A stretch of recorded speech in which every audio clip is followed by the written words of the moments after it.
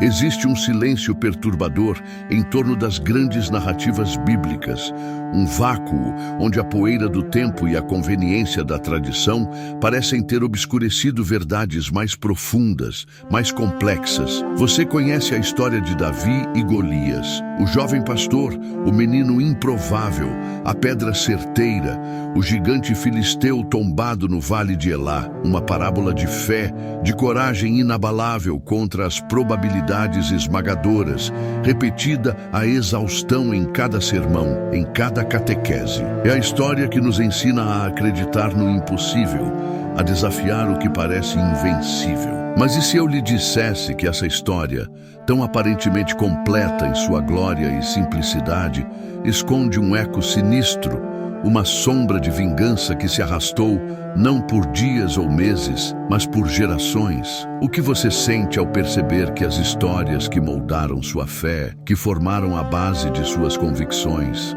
podem ter camadas ocultas, intencionalmente ou não, esquecidas pelo fluxo da tradição? Essa dor de uma narrativa incompleta, de uma verdade que parece ter sido roubada, ou no mínimo, velada, é o primeiro e fundamental passo para desvendar o que realmente aconteceu após aquele dia no Vale de Elá. Não estamos falando de contradições bíblicas, no sentido de erros, mas de uma falta de profundidade que deixa o buscador espiritual sedento. A história oficial muitas vezes serve a um propósito pedagógico, mas negligencia a riqueza da experiência humana em sua totalidade.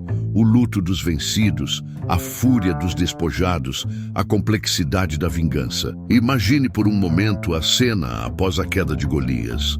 Enquanto os israelitas celebravam e Davi era aclamado nas tendas filisteias, a notícia da morte do seu campeão ecoava não apenas como derrota militar, mas como uma afronta à honra, uma mancha indelével na linhagem.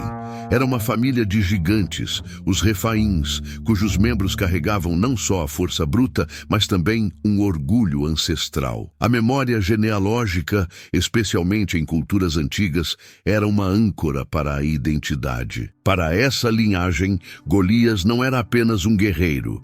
Ele era o ápice de sua força, o símbolo de sua supremacia. Sua queda foi uma ferida aberta, e essa ferida exigia retribuição. Nossa mente, por natureza, busca padrões e completude. Quando uma narrativa é contada de forma simplificada, ela satisfaz essa necessidade imediata, mas nos deixa um vazio subliminar, uma sensação de que algo essencial está faltando. Essa intuição, esse sentir que há mais por trás do véu, é o que nos impulsiona a buscar a verdade. E a verdade é que a vitória de Davi foi apenas o início de uma saga, um acerto de contas que se estenderia por décadas, envolvendo não apenas o rei, mas também aqueles que se tornariam seus escudos e seus herdeiros. O que aconteceu com a família de Golias? Eles simplesmente aceitaram a derrota ou a dor da perda, a humilhação pública, incendiou neles um juramento de vingança que ecoaria pelos salmos e se manifestaria em futuros confrontos. Mergulharemos agora nessa sombra esquecida. A glória de Davi ecoou por todo Israel. Canções foram compostas, mulheres celebravam e o jovem pastor, agora um herói nacional, ascenderia rapidamente ao trono. Mas em cada triunfo há um custo. E no caso de Davi, a vitória sobre Golias não foi apenas o ato heróico de um homem, foi o desmantelamento de uma linhagem.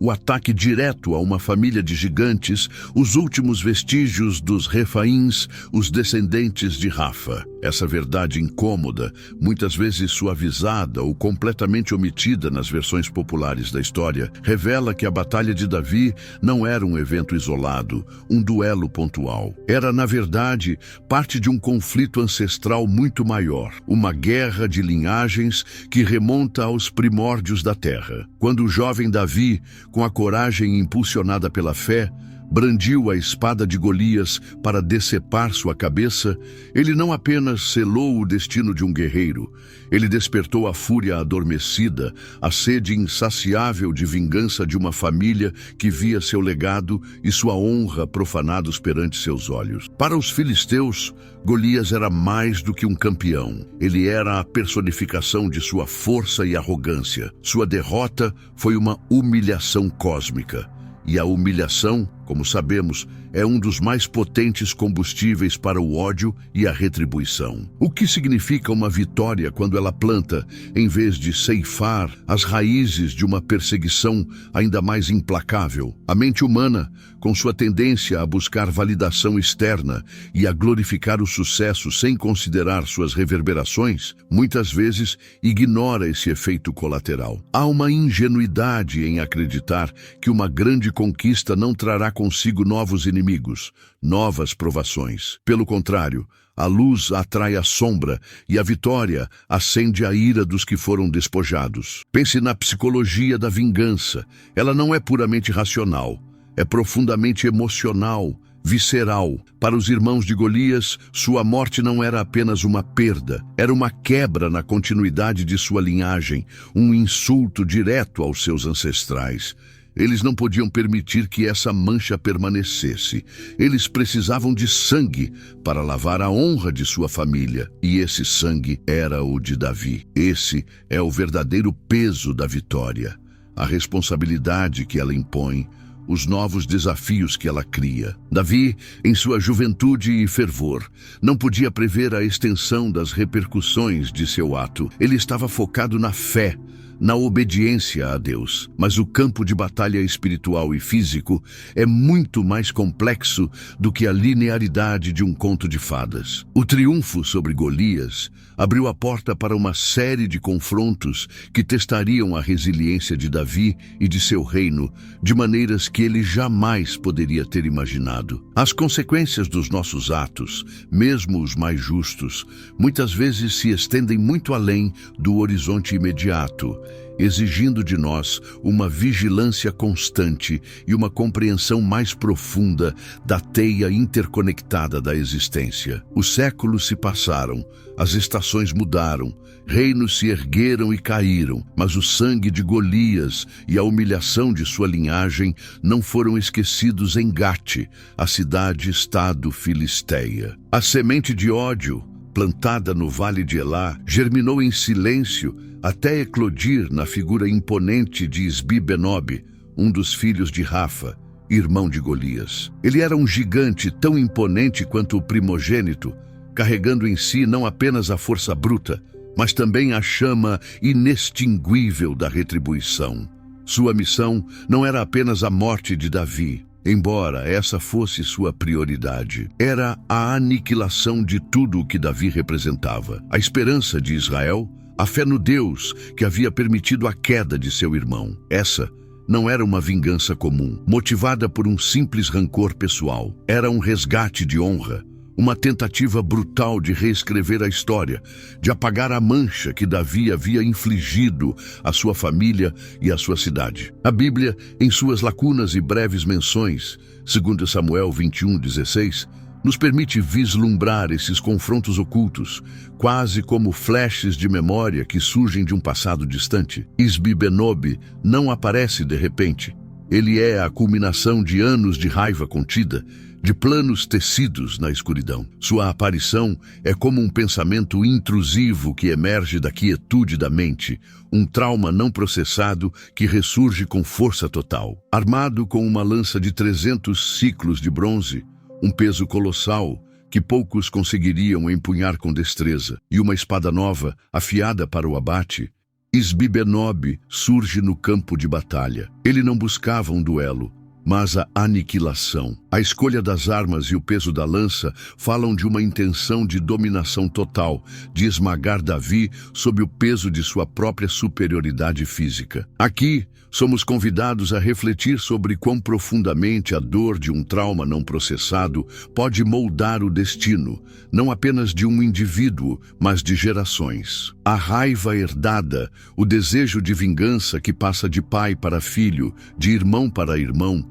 cria um ciclo vicioso de dor. Isbi-Benob personifica a repetição de padrões destrutivos, a incapacidade de se libertar do passado. Ele é o eco da dor de Golias, reverberando com uma fúria renovada. Para Davi, a aparição de Isbi-Benob deve ter sido um choque, um lembrete vívido de que suas vitórias passadas não o blindavam de futuros perigos. A ameaça não era apenas física, era psicológica, espiritual. A presença de um irmão de Golias, tão parecido em estatura e fúria, deve ter evocado memórias do confronto decisivo no vale, talvez trazendo de volta a adrenalina e o temor daquele dia. Como lidamos com os fantasmas do passado que insistem em nos assombrar, mesmo depois de acreditarmos que os superamos? Isbi-Benob é esse fantasma materializado que exige um novo confronto, uma nova aprovação. Sua existência nos força a questionar a natureza da verdadeira vitória e a permanência do impacto de nossas ações. Quando Isbi-Benob, impulsionado pela fúria ancestral, se lançou contra Davi, o rei já não era o jovem pastor cheio de vigor. As décadas no trono, as incontáveis batalhas, as complexidades da política, os erros pessoais e as responsabilidades de governar uma nação haviam cobrado seu preço. Davi estava fatigado e, naquele momento crucial, sentiu o peso dos anos e das guerras. A Bíblia menciona que ele estava cansado. Essa é uma revelação crucial. Um Davi humano, não o herói infalível dos salmos e das lendas, mas um homem que, como nós, sente a exaustão, a vulnerabilidade física diante de uma ameaça descomunal. Quem nunca se sentiu exaurido pelas próprias lutas, esperando por um fôlego, um milagre ou um resgate inesperado, quando as forças parecem se esvair? É nesses momentos de fraqueza que a alma se expõe à fragilidade da existência. A visão de Davi, um rei cansado e prestes a ser aniquilado pelo irmão de seu antigo inimigo, é um lembrete poderoso de que mesmo os mais fortes precisam de apoio, de que a fé não anula a exaustão humana. Foi nesse instante crítico, quando a morte parecia iminente para o rei, que Abisai, filho de Zeruia e um dos valentes de Davi, interveio. Sua aparição é a personificação da lealdade inabalável, da irmandade forjada no fogo da fé e da guerra. Abisai não hesitou. Ele agiu com a rapidez e a decisão de quem compreende a profundidade do perigo e o valor da vida que está protegendo. A Bíblia registra que ele matou o filisteu, segundo Samuel 21:17. Não foi um mero ato de valentia, foi um ato de amor, de devoção e de um profundo entendimento da interconexão da vida. Essa intervenção de Abisai não foi um mero acaso do destino. Ela foi a materialização de algo muito maior. A força da comunidade, a importância de ter ao lado aqueles que nos protegem quando nossa própria força vacila, quando a mente se nubla pelo cansaço e a esperança parece esmaecer. Abisai é um símbolo da tribo que se ergue para amparar o indivíduo, um lembrete de que a jornada espiritual, por mais pessoal que seja, raramente é percorrida em total solidão. Essa cena nos convida a refletir profundamente sobre a importância das relações autênticas e do suporte mútuo. Quem são os abisais em sua vida? Aqueles que se colocam entre você e o seu gigante quando você está exausto demais para lutar? E você tem sido um abisai para alguém? A neurociência nos mostra que o apoio social não é apenas um conforto emocional. Ele tem efeitos reais na resiliência do nosso cérebro, na nossa capacidade de enfrentar o estresse. A presença de um abisai fortalece não só o corpo, mas a própria alma. A proteção de Davi por Abisai é uma metáfora para a proteção divina, que muitas vezes se manifesta através das mãos e corações de outros, um testemunho silencioso de que mesmo no cansaço não estamos sozinhos na batalha. A linhagem de Rafa não desistiria facilmente. A morte de Isbi-Benob não encerrou a sede de vingança, apenas a transferiu para outro membro da prole. Safi, outro dos filhos de Rafa, também se ergueu para desafiar os israelitas em Gezer. Pouco se fala sobre ele nas narrativas mais difundidas. Sua menção é breve, quase um sussurro, nos registros antigos, segundo Samuel 21:18. Mas sua presença nos anais bíblicos aponta para uma verdade mais profunda e perturbadora: a persistência de uma maldição, uma busca incessante por desforra que se manifesta de diferentes formas, por meio de diferentes agentes. Safi é um lembrete de que, mesmo quando superamos um obstáculo gigante e espetacular, como Golias ou Isbi-Benob, outros, talvez menos notórios, menos estrondosos, mas igualmente perigosos, podem estar à espreita. Ele representa o inimigo discreto, o desafio silencioso que não faz tanto alarde, mas que tem o potencial de minar a energia e a fé de forma gradual,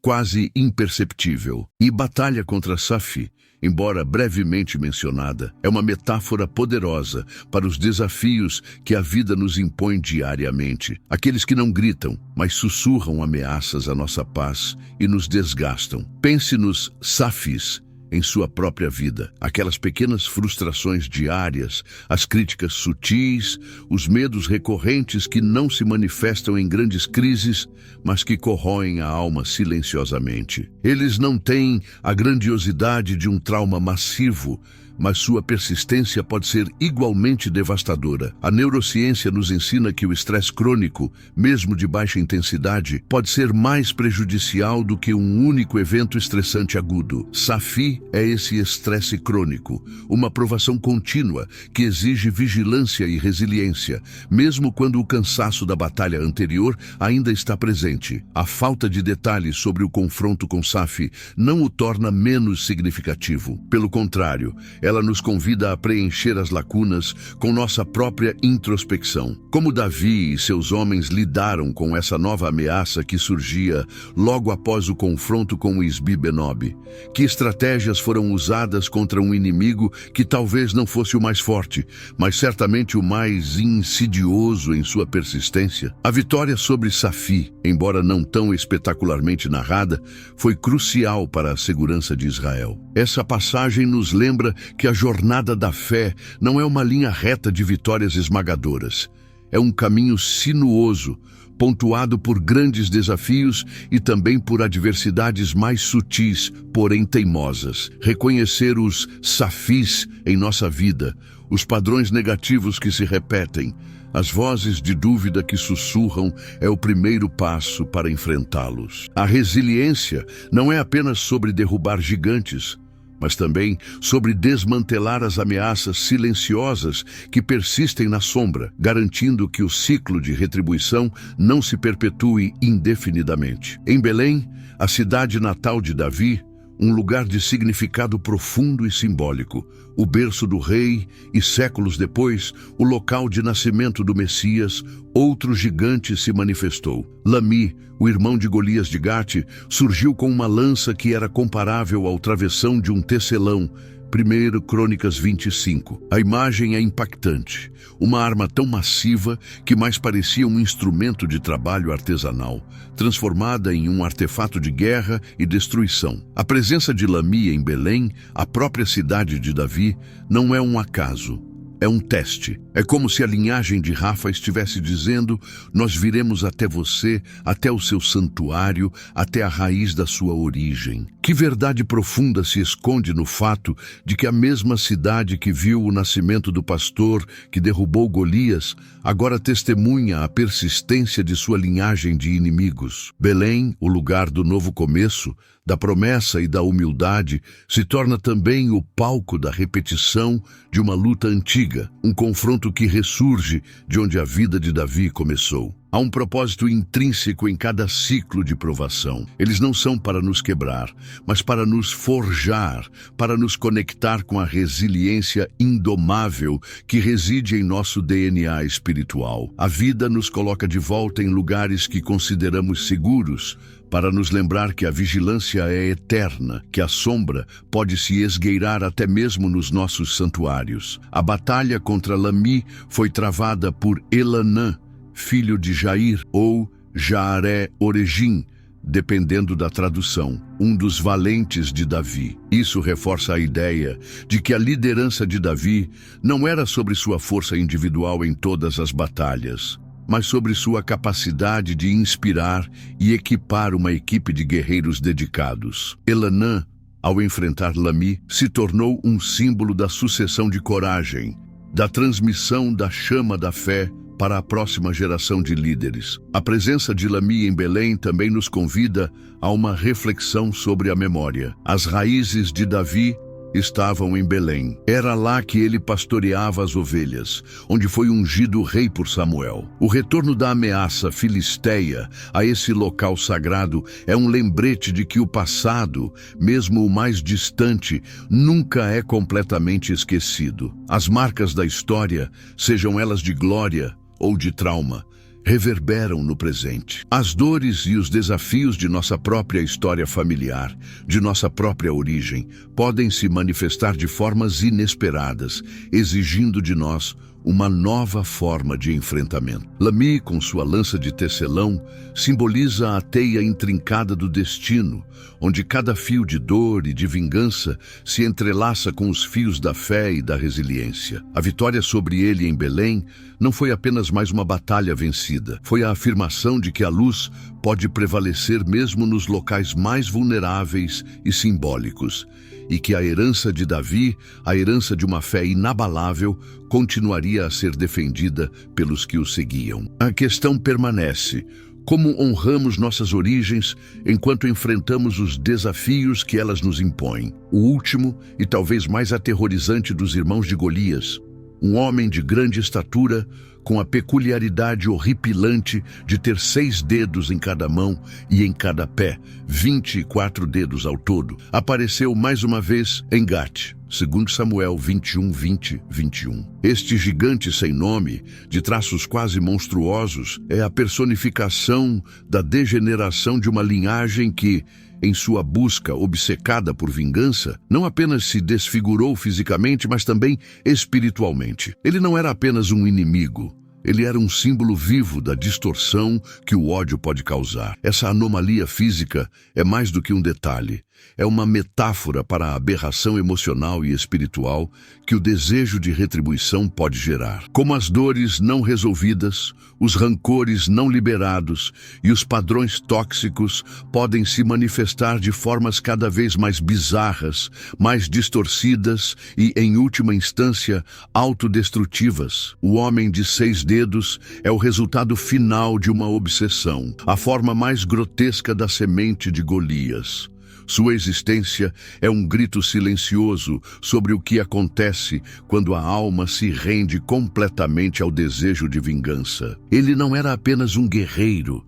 Ele proferia injúrias contra Israel, um eco das maldições que os filisteus lançavam contra o povo de Deus desde os tempos antigos.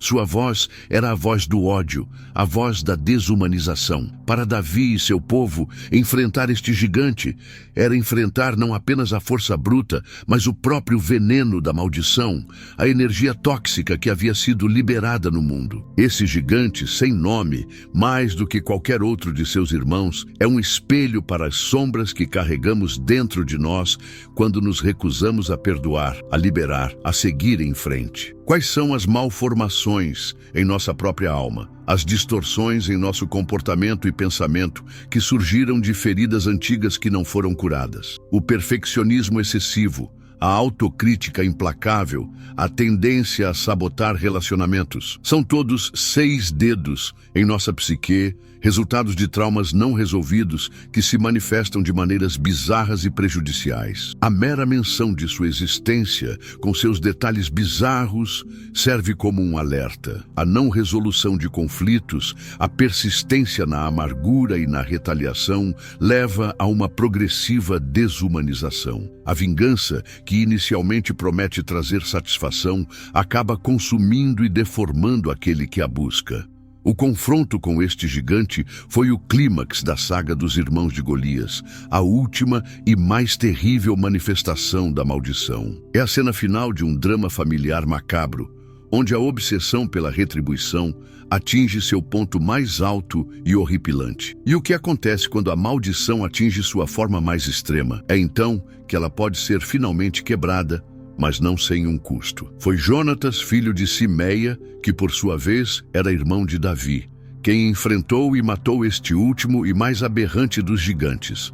2 Samuel 21:21. A importância desse detalhe genealógico é monumental. Não era mais Davi, o rei já idoso, o principal guerreiro. Não foi um dos seus valentes diretos, mas um membro de sua própria família, um herdeiro de seu espírito, quem se levantou para proteger o legado e a paz de Israel. A tocha da coragem, da fé e da prontidão para o sacrifício havia sido passada. Essa passagem é um testamento poderoso do poder da transmissão espiritual, de como a fé e a coragem podem ser passadas adiante, de coração para coração, de geração para geração. A chama que ardia em Davi acendeu em Jonatas uma nova luz, um novo propósito. Jonatas não estava apenas defendendo o reino, ele estava defendendo o legado de seu tio, a promessa divina e o futuro de sua família. Ele carregava não apenas uma espada, mas o peso da história e a responsabilidade de uma nova era. A verdadeira herança que podemos deixar não é material, são os valores, o caráter, a capacidade de lutar as batalhas da alma, de carregar a tocha da verdade e da justiça quando o cansaço nos atinge ou quando a nova geração precisa assumir seu papel. Jonatas, ao matar o gigante de 6 dedos, não só encerrou a linhagem de vingança de Rafa, mas também simbolizou a resiliência de um povo que, mesmo exausto, continuava a produzir heróis. Pense nos seus próprios legados. O que você está transmitindo para as próximas gerações? Não são apenas bens materiais, mas padrões de pensamento, formas de lidar com desafios, a capacidade de amar, de perdoar, de buscar a verdade. Jonatas representa a esperança de que os filhos e netos não apenas repitam os feitos dos pais, mas que os elevem, que enfrentem os desafios mais complexos com uma nova visão. Ele é a prova de que a fé, a coragem e a resiliência podem ser infundidas no DNA espiritual de uma linhagem. A morte deste último gigante pelas mãos de Jonatas encerra um ciclo de perseguição que se arrastou por décadas. É um alívio, sim, mas também uma reflexão sobre a constante necessidade de estar preparado. A ameaça foi neutralizada, mas a lição de sua persistência permanece. Jonatas, com seu ato, não apenas salvou o dia, ele selou o destino de uma maldição, mostrando que a nova geração, imbuída da sabedoria dos mais velhos, pode e deve assumir a responsabilidade de proteger o que é sagrado. Sua vitória é um lembrete de que o poder da mudança reside nas mãos daqueles que se atrevem a enfrentar as sombras mais profundas, mesmo quando elas parecem monstruosas. Por que esses confrontos com os irmãos de Golias são tão pouco explorados, tão raramente mencionados nas narrativas populares da vida de Davi? Seria uma tentativa de manter Davi em um pedestal inatingível, um herói sem falhas, um conto de fadas onde o mal é vencido de uma vez por todas? Ou seria uma simplificação intencional de uma narrativa que é, em sua essência, muito mais complexa, mais humana e, portanto, mais ressonante com a experiência de cada um de nós? A mente humana tende a simplificar, a criar arquétipos unidimensionais, para lidar com a vasta e avassaladora complexidade do mundo e da existência. É mais fácil encaixar a história em um formato de bem contra o mal, com um final feliz e definitivo. Mas ao fazê-lo, ao simplificar a história de Davi, perdemos a riqueza das nuances, a profundidade das provações que moldam não apenas um rei, mas toda uma nação e, por extensão, a nossa própria alma. A presença desses gigantes que ressurgiam incessantemente nos lembra que a luta não termina com uma única vitória grandiosa. Ela é um processo contínuo de vigilância, de resiliência e de reavaliação. A vida e a fé são uma sucessão de enfrentamentos, não um único evento grandioso. A espiritualidade rasa que muitos cristãos experimentam aquela que não se aprofunda nas complexidades e nas aparentes contradições dos textos sagrados, muitas vezes é produto dessa simplificação. Ela evita as dores de cabeça que o estudo aprofundado e a reflexão introspectiva podem trazer, mas essa superficialidade deixa a alma faminta por algo mais, por uma verdade que ressoe com a complexidade de sua própria jornada. A linhagem de Rafa e sua incessante busca por vingança são um reflexo de padrões repetitivos em nossas vidas. Quantas vezes nos vemos em ciclos de autossabotagem, de relacionamentos tóxicos, de medos que ressurgem com nova roupagem, mas com a mesma essência. A neurociência nos mostra que nosso cérebro é mestre em criar e reforçar padrões neurais, e a menos que haja uma intervenção consciente, esses padrões tendem a se repetir. A história dos irmãos de Golias é uma analogia para a persistência desses padrões gigantes que, se não forem confrontados em todas as suas manifestações, continuarão a nos assombrar. Talvez o enigma da história não contada desses gigantes seja um convite para que cada um de nós se torne um arqueólogo de sua própria fé, um buscador das verdades ocultas que podem estar esperando, não em textos proibidos, mas nas entrelinhas de histórias familiares, de traumas passados, de medos que se repetem. A ausência de detalhes sobre eles nos força a olhar para dentro e a questionar: qual parte da minha própria história estou simplificando demais? Que irmãos de Golias em minha vida persistem porque não os enfrentei em sua totalidade, em suas diferentes manifestações? A profundidade da fé reside não na ausência de mistério, mas na coragem de mergulhar nele. Os filhos de Rafa não eram apenas gigantes físicos. Eles eram, na verdade, arquétipos da oposição, da persistência do inimigo, da manifestação cíclica de desafios que se recusam a desaparecer com uma única vitória. Sua história, tecida nas entrelinhas e nas menções esparsas dos livros de Samuel e Crônicas, revela uma profunda verdade espiritual e psicológica. A semente da vingança, do ódio e da mágoa pode persistir por gerações, buscando incessantemente um acerto de contas, uma reparação de honra, uma reescrita da história que favoreça o vencido. A neurociência do trauma nos mostra como memórias de dor profunda podem ser transmitidas culturalmente e até epigeneticamente, moldando a resposta de uma família e até de uma sociedade a eventos futuros. A fúria dos irmãos de Golias não era apenas uma escolha individual, era o resultado de uma ferida ancestral, uma linhagem de orgulho e poder que havia sido brutalmente quebrada. Para eles, era uma questão de sobrevivência simbólica, de restaurar um equilíbrio cósmico que havia sido perturbado por um pastor. Mas a resiliência da fé, a capacidade de levantar-se mesmo quando o corpo está cansado e a alma exausta, é a verdadeira arma contra essa maldição de repetição e vingança. E a história de Davi e seus valentes nos mostra que a perseverança não é uma única explosão de força, mas uma constância, uma capacidade de se adaptar, de recrutar ajuda, de não ceder ao desespero mesmo quando o mesmo tipo de problema reaparece. O que você fará com essa nova camada de compreensão? Você se permitirá sentir o peso da história, o impacto de uma linhagem que se recusa a morrer, ou se contentará com a versão mais simplificada, mais conveniente, que a sociedade e certas instituições religiosas muitas vezes preferem? A escolha é sua. Aprofundar-se nessas histórias é um ato de coragem, pois elas nos obrigam a confrontar as complexidades e as sombras que também residem em nossa própria psique. A alma humana, assim como a nação de Israel, é constantemente testada. Os irmãos de Golias em sua vida podem ser padrões de autossabotagem, crenças limitantes herdadas, vícios que se recusam a morrer ou relacionamentos que se repetem em ciclos destrutivos. Eles vêm em diferentes formas, com diferentes pesos de lança, mas a essência da batalha é a mesma. É a sua resiliência contra a persistência de um padrão negativo. Essa profunda exploração da linhagem de Rafa não é apenas apenas uma aula de história bíblica.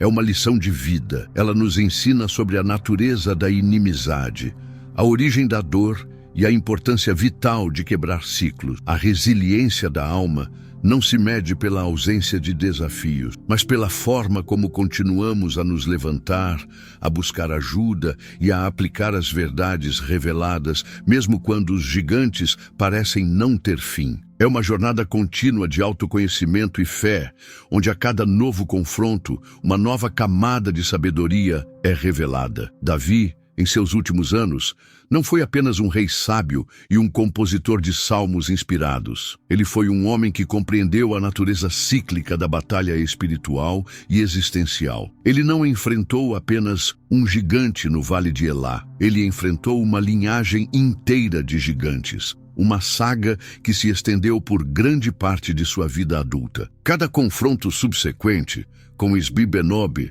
Safi, Lami e o Homem de 6 Dedos, foi um testemunho não apenas de sua fé inabalável, mas também da proteção divina e da resiliência de um povo liderado por um coração que, apesar de suas falhas, buscava a Deus. Essa é a verdadeira face da jornada espiritual, da existência humana. Uma série de desafios que se manifestam de diversas formas, alguns grandiosos e dramáticos, outros mais sutis e persistentes. Todos, no entanto, são essenciais para a lapidação da alma, para o amadurecimento do espírito.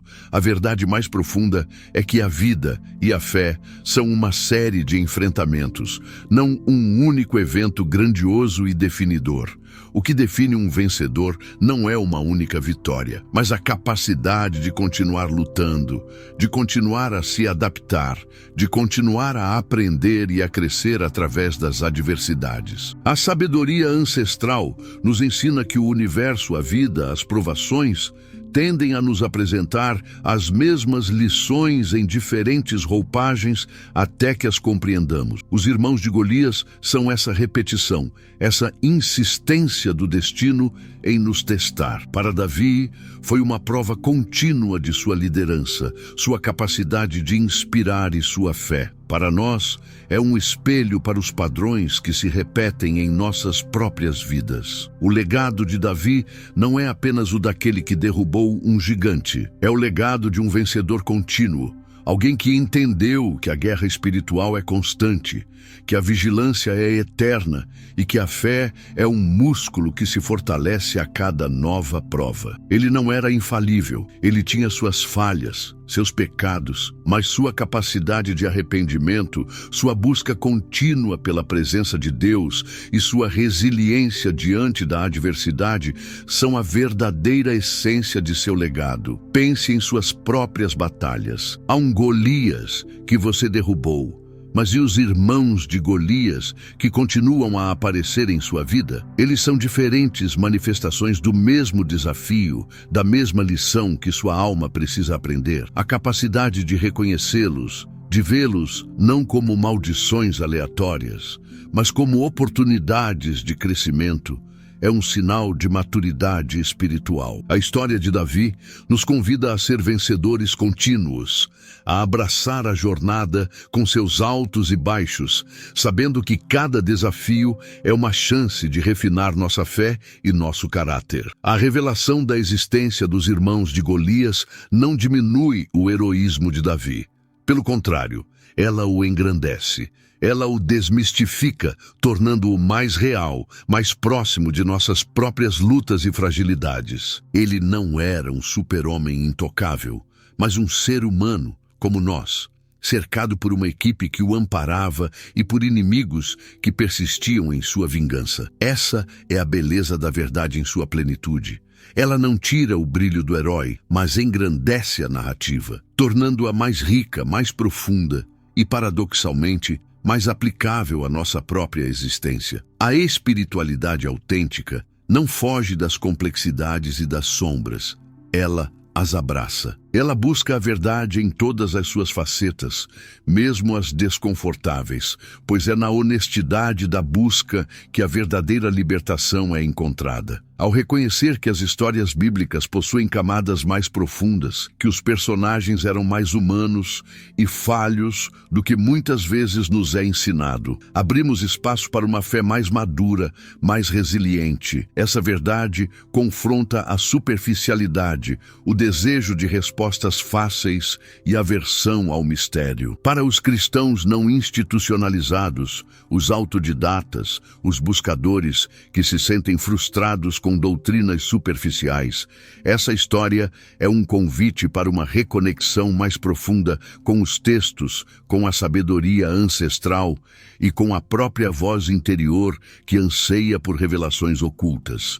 É um lembrete de que a fé não é sobre ter todas as respostas, mas sobre a coragem de fazer as perguntas certas. A neurociência e a psicologia nos mostram que a autenticidade e a integração de nossas experiências, tanto as luminosas quanto as sombrias, são cruciais para o bem-estar mental e espiritual. Negar as complexidades das narrativas sagradas é negar uma parte de nossa própria humanidade. A história dos irmãos de Golias é um convite para integrar as sombras, para reconhecer que a oposição pode vir de diferentes formas e que a resiliência é um processo contínuo. Essa revelação não é sobre chocar, mas sobre despertar. Despertar para a riqueza da Bíblia além dos clichês, para a profundidade dos personagens bíblicos que eram homens e mulheres de carne e osso, com seus próprios desafios e limitações. E, acima de tudo, despertar para a sua própria jornada, reconhecendo que os gigantes que você enfrenta em suas múltiplas manifestações são parte de um propósito maior, um convite à sua própria transformação e crescimento. A verdade que liberta é aquela que nos permite ver a nós mesmos e ao divino com clareza total, sem filtros, sem simplificações. Agora que você sabe que Golias tinha irmãos e que eles juraram vingança contra Davi, o que essa revelação profunda e complexa mexe dentro de você? Permita-se sentir. Você já se sentiu perseguido por padrões que parecem ter vida própria? Um gigante interior que se recusa a cair, uma sombra que insiste em reaparecer mesmo depois de você achar que a tinha superado. A história de Davi, Abisai, Elanã e Jonatas revela que a batalha nem sempre é sua para lutar sozinho. A proteção, a ajuda inesperada e a força para continuar vem de onde menos esperamos. Muitas vezes, através das mãos e do coração de uma comunidade. A persistência dos filhos de Rafa é um espelho para as sementes de dor, mágoa e padrões tóxicos que cultivamos. O que você está disposto a arrancar de seu solo interior para que novos frutos de cura e propósito possam germinar? Davi, em sua velhice e cansaço, precisava de ajuda. Qual é o gigante que você tem tentado enfrentar sozinho quando o apoio de sua tribo está disponível e esperando para ampará-lo? A verdadeira vitória não é apenas derrubar um gigante, é persistir com fé, resiliência e sabedoria quando a linhagem inteira da adversidade se levanta contra você, compreendendo que cada desafio é uma oportunidade de aprofundar sua conexão com o divino e com sua própria força interior. E agora que você sabe de tudo isso, qual verdade você está disposto a carregar? Qual nova perspectiva você integrará em sua jornada espiritual? Se essa história tocou algo profundo em você, se você também sente que algo foi ocultado de nós e anseia por mais verdades que libertam e revelam, volte aqui quando quiser desvendar outros mistérios esquecidos.